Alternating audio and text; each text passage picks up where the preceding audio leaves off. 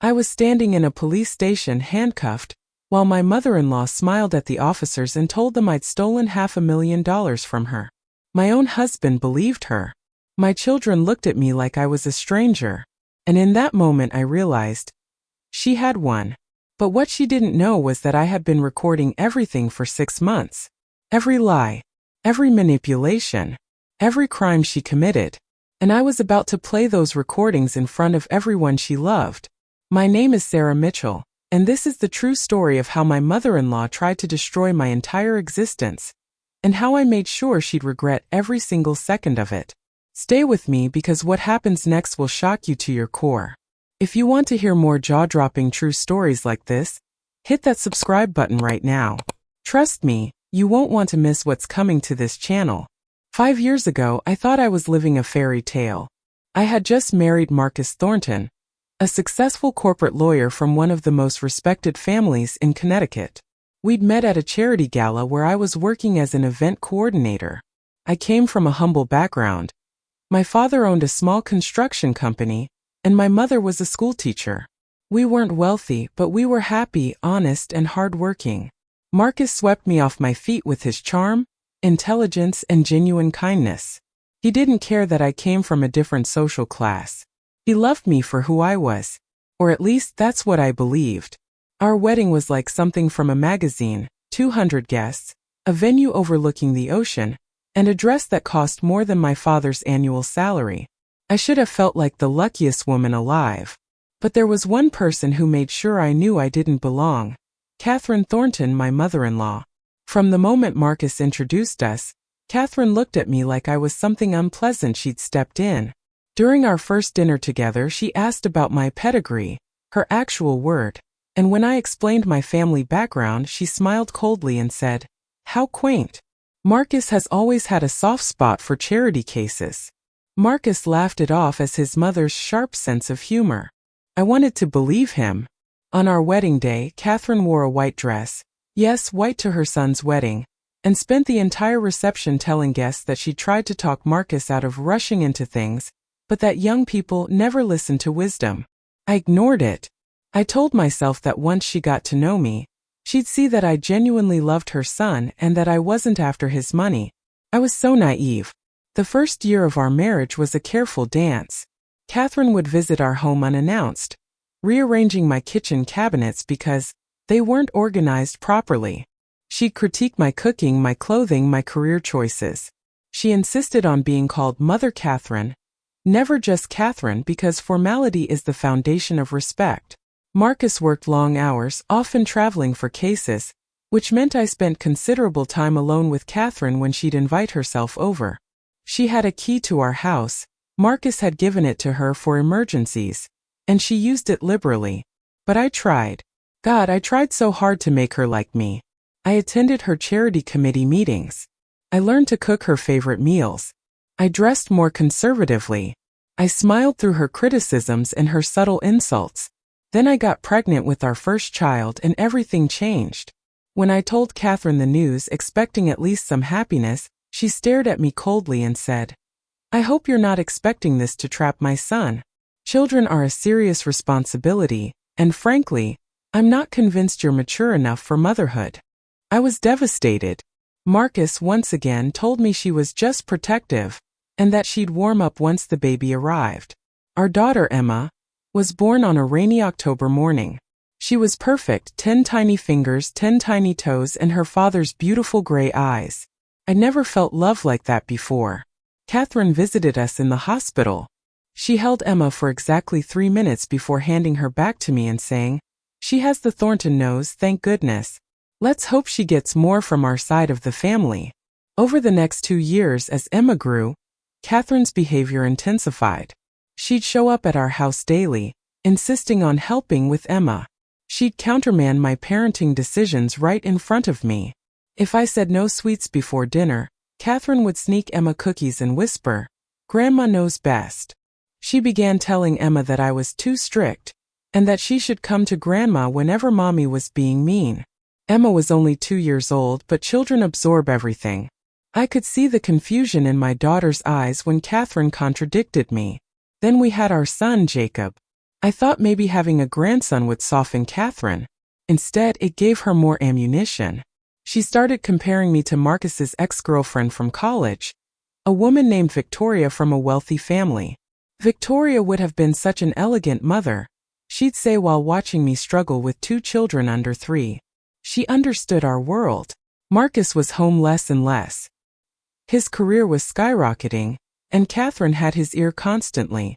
She'd call him at work to report my failures, that I'd let the children watch too much television, that I'd forgotten to thank her properly for a gift, that I'd been rude to her friends at a luncheon. I started to notice Marcus looking at me differently. The warmth in his eyes was fading, replaced by disappointment and doubt. Things reached a breaking point when my father passed away unexpectedly from a heart attack. I was destroyed. My father had been my rock, my biggest supporter, the one person who always believed in me. In his will, he left me his construction company and a property he owned, a beautiful piece of land worth approximately $500,000. It wasn't a fortune by Thornton standards, but it was everything my father had worked for, and he wanted me to have security. I was grieving, trying to process the loss while caring for 2 small children. Marcus took 3 days off work for the funeral, then went right back to his demanding schedule. I felt completely alone. Catherine, surprisingly, was around constantly during this time. She brought meals, offered to watch the children, and even attended the memorial service. I thought maybe, finally, she was showing compassion. I was so wrong. 2 weeks after my father's funeral, Catherine came to my house with a folder of documents. "Darling," she said with fake sweetness, "I've been thinking about your father's property. That land is quite valuable, but it's also a burden: taxes, maintenance, legal complications. Why don't you sign it over to a family trust? Marcus and I can manage it properly, and you won't have to worry about such complicated financial matters."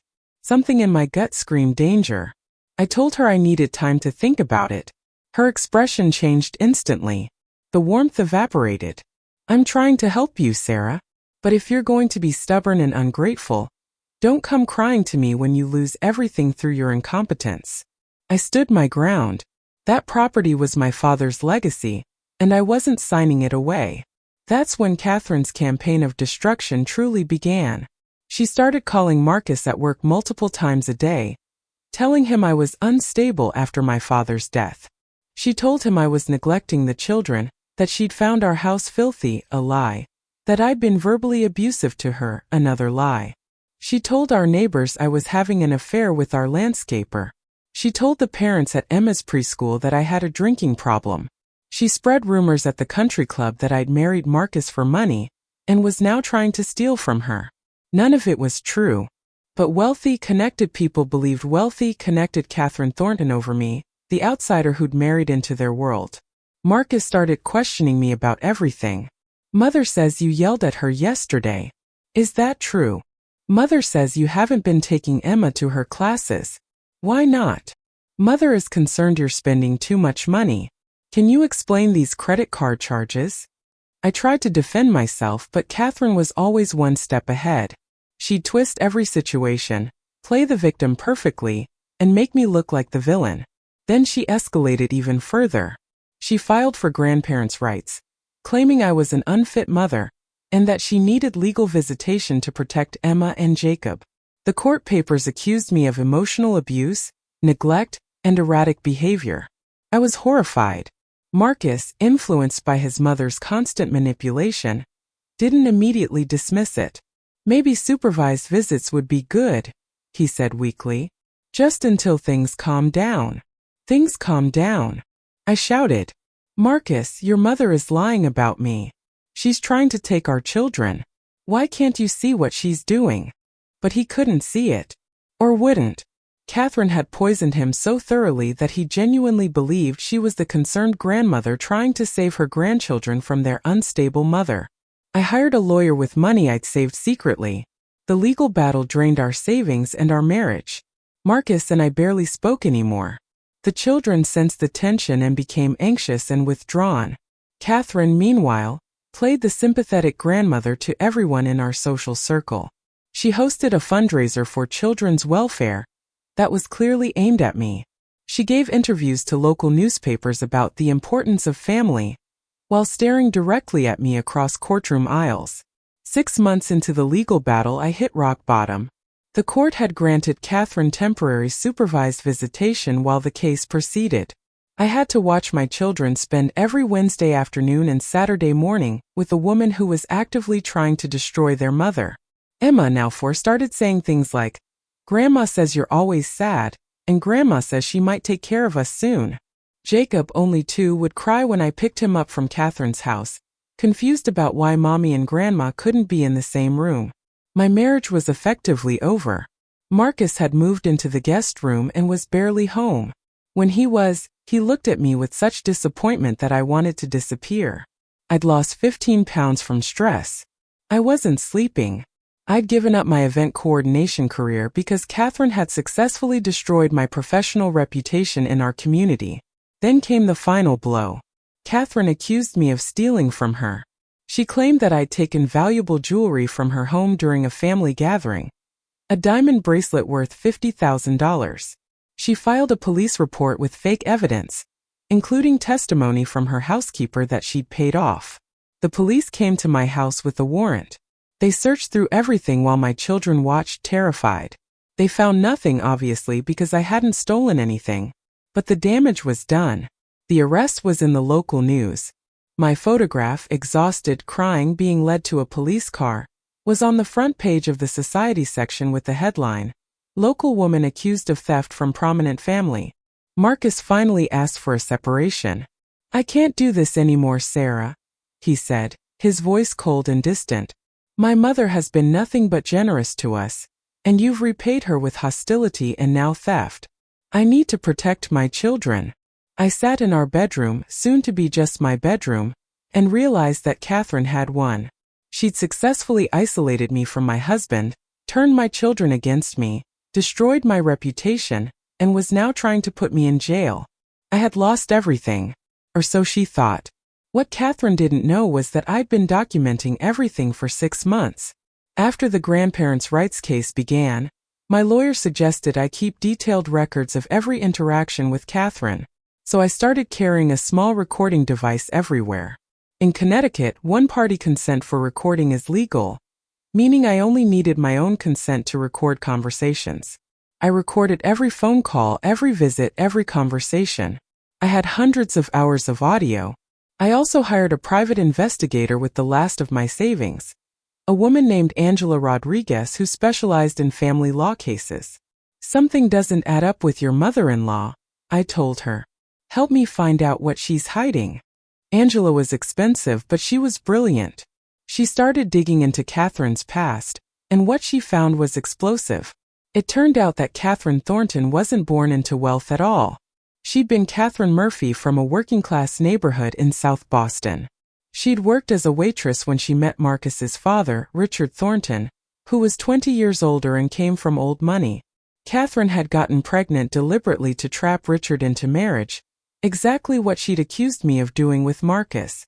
The family had initially rejected her, but Richard stood by her, and eventually they accepted her. But here's where it got interesting. Catherine had a first husband. She'd been married at 19 to a man named Tommy Murphy and had a daughter with him. A daughter she'd abandoned when she met Richard. That daughter, now in her 40s, had been searching for Catherine for years. Her name was Lisa, and she'd been raised by her father after Catherine simply vanished one day, choosing wealth and status over her own child. Angela found more.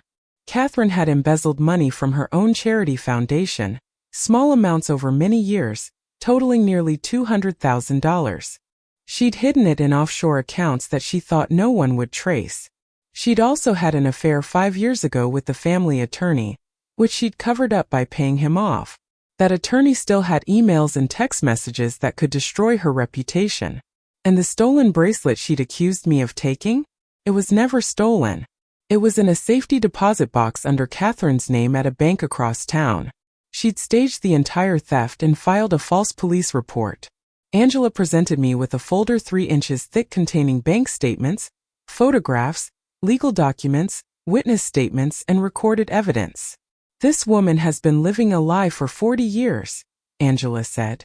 And she's committed multiple crimes to maintain that lie. You have enough here to destroy her completely. For the first time in months, I felt something other than despair. I felt power. But I didn't want to just expose Catherine.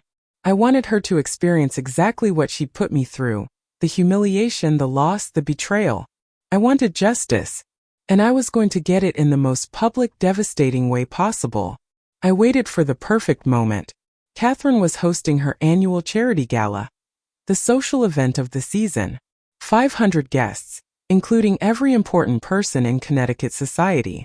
Local politicians, business leaders, society columnists. Everyone who mattered to Catherine would be there. She'd made sure I wasn't invited, of course. But I didn't need an invitation. 3 days before the gala, I had my lawyer send Catherine a letter outlining everything we discovered. I gave her a choice. Drop all charges against me, admit publicly that she'd lied, end the grandparents' rights case, leave my family alone forever, and quietly step down from her charity foundation. Or I would expose everything at her precious gala. Catherine's response was predictable. She called me, her voice dripping with venom. You have nothing, you pathetic little girl. You're bluffing. If you had real evidence, you'd have used it already. You're desperate and defeated, and threatening me will only make things worse for you. See you at the gala, Catherine, I said calmly and hung up. The night of the event, I walked into that ballroom wearing a red dress that cost more than my wedding dress. I'd sold my father's watch to buy it, but it was worth it. Angela was with me, carrying a laptop and a projector. Catherine's face when she saw me was priceless. Pure shock followed by rage followed by fear. Security, she called. This woman is trespassing. Actually, my lawyer stepped forward, I'd brought him too. My client has evidence of criminal activity that she's prepared to share with local authorities and the press. Unless you'd like this handled privately, I suggest you give her 5 minutes of your guest's time. Catherine's face went white. Marcus, standing beside his mother, looked confused. Sarah, what are you doing? Learning from the best, I said, looking directly at Catherine. Your mother taught me that the truth only matters if people believe it. So let's see who they believe. I nodded to Angela, who connected the laptop to the venue's projection system. Within seconds, the screens around the ballroom, meant to display photos from Catherine's charity work, showed something very different. Bank statements showing Catherine's embezzlement from her own foundation. Photos of Catherine with a family attorney in compromising positions, dated 5 years ago. Legal documents proving that Catherine had abandoned her first daughter. And finally, security camera footage from the bank showing Catherine placing her stolen bracelet in a safety deposit box the day before she reported it missing. Clear evidence that she'd filed a false police report. The room fell completely silent. 500 people stared at the screens, then at Catherine, then back at the screens. This is fake. Catherine stammered. She's fabricated all of this. She's trying to destroy me because I discovered she was stealing from us. I pressed play on another recording. Catherine's voice filled the ballroom, crystal clear. That pathetic little nobody thinks she can keep that property? I'll destroy her. I'll take her children, her husband, her reputation, everything. She came from nothing, and I'll make sure she returns to nothing. And Marcus will believe whatever I tell him because he always has. The recording continued, playing other conversations where Catherine admitted to lying about me, discussed how to frame me for theft, and laughed about how easy it is to manipulate weak men like my son. Marcus's face crumbled. Mother, is this real? Marcus, darling, you can't believe. Is it real? He shouted, his voice breaking. Catherine looked around the room at 500 faces filled with shock, disgust, and judgment. The same people she'd manipulated for years were now seeing her true face. I protected this family, she said weakly. Everything I did was to protect us from her. You tried to put your daughter-in-law in jail, someone called out from the crowd. You filed a false police report. You stole from a charity, another voice added. The society columnist I recognized from the local paper was filming everything on her phone. This would be front-page news by morning. I stepped forward, my voice steady and clear. Catherine, you spent 3 years trying to destroy me because I didn't fit your image of who your son should marry. You couldn't control me, so you decided to eliminate me. But you made one critical mistake. What's that? She spat. You underestimated me. You thought because I came from a humble background that I was weak, stupid, easily broken. You were wrong. I'm my father's daughter, and he taught me that integrity and truth are worth fighting for, no matter the cost. I turned to Marcus. I have more recordings. Hours of your mother manipulating you, lying about me, planning how to isolate you from me. I'm not sharing them publicly because I still respect you and what we once had. But you need to hear them. You need to understand what she's done to both of us. Marcus was crying. Sarah, I'm so sorry. I should have believed you. I should have. Later, I interrupted gently. Right now, we need to deal with this situation. My lawyer stepped forward again. Mrs. Thornton, you have two options. Option 1. My client presses charges for defamation, filing a false police report, fraud, embezzlement, and anything else we can make stick. You'll be arrested tonight, face trial, likely go to prison, and definitely lose everything you've built. Option 2. Catherine whispered. You drop all claims against my client immediately. You publicly admit you lied. You resign from all board positions and charity work. You sell your house and pay restitution, $100,000 to the charity you stole from, and $400,000 to my client for damages. You'll sign away any future claim to see your grandchildren. And you'll leave this state and never contact this family again. That's everything, Catherine said, her voice hollow. Yes, I said simply. It is. Now you know how I felt. Catherine chose option 2. She didn't have much choice with 500 witnesses and video evidence. Within a week, she'd signed every document, transferred the money, and put her house on the market. The scandal was enormous. The society papers ran the story for weeks. Prominent socialite exposed as fraud and abuser. Her friends abandoned her overnight. The same people who'd believed every lie she told about me now treated her like a pariah. She moved to Florida, I heard later. Living in a modest condo, alone, cut off from the family and status she'd valued above everything else, including basic human decency. Marcus and I went to marriage counseling. It wasn't easy. The trust had been shattered, and there were days I wasn't sure we'd make it. But Marcus listened to every recording, heard every lie his mother had told, and saw how completely she'd manipulated him. I thought I was protecting our family, he said during one particularly difficult session. But I was just being her puppet. I'm so sorry, Sarah. You deserved a husband who stood beside you, and I failed you completely. It took time, but we slowly rebuilt our relationship. Marcus made real changes, he set boundaries, went to therapy himself to understand why he'd been so easily manipulated, and most importantly, he proved through consistent actions that he'd chosen me and our children. Emma and Jacob needed therapy too. Catherine had done real damage, confusing them about who to trust and teaching them that love was conditional and manipulative. But children are resilient, and with proper support they healed. Emma's now 7 and she's thriving. She knows the truth about what happened, age-appropriately explained, and she understands that sometimes people we love can hurt us, but that doesn't make the love we feel for them wrong. It makes their choices wrong. My father's property? Kept it. Eventually, I developed it into a community center for women escaping domestic violence and abusive family situations. We offer legal services, counseling, job training, and childcare. I named it the Thomas Mitchell Center after my father. The irony isn't lost on me. Catherine's attempt to steal my inheritance led to something that helps people escape situations like the one she created for me. As for me, I've learned so much from this nightmare. I learned that silence protects abusers. I learned that documentation is power. I learned that standing up for yourself might be the hardest thing you ever do, but it's also the most important. I learned that revenge isn't always about destruction. Sometimes it's about justice, about stopping someone from hurting others the way they hurt you. Most importantly, I learned my own strength. Catherine thought she could break me because I wasn't born into wealth and privilege. But she forgot that people who fight for everything they have are often the strongest fighters of all. If you've stayed with me through this entire story, thank you. I know it was long, emotional, and at times difficult to hear. But these stories matter. Toxic family dynamics, manipulation, and abuse happen in every social class, every community, and often in silence. If you're experiencing something similar, if someone in your family is trying to destroy you, manipulate your loved ones, or turn people against you, please know you're not alone.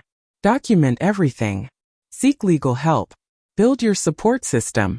And most importantly, believe in your own truth even when everyone else doubts it. This channel is dedicated to sharing real stories about family drama, toxic relationships, and the journey to justice and healing. If you want to hear more stories like this one, stories of people who survived betrayal, fought back, and reclaimed their lives, please subscribe and hit that notification bell. Leave a comment telling me, have you ever dealt with a toxic family member? How did you handle it? Your story might help someone else who's struggling right now. If this story resonated with you, give it a thumbs up and share it with someone who might need to hear it. Sometimes knowing that others have survived similar situations is the hope we need to keep fighting. Thank you for listening to my story. Thank you for believing in justice. And thank you for being part of this community where we support each other through the hardest family dynamics. I'll see you in the next video. Until then, remember, your truth matters. Your strength is real. And you deserve to be treated with respect and love by every person in your life. No exceptions. Subscribe now and let's continue this journey together.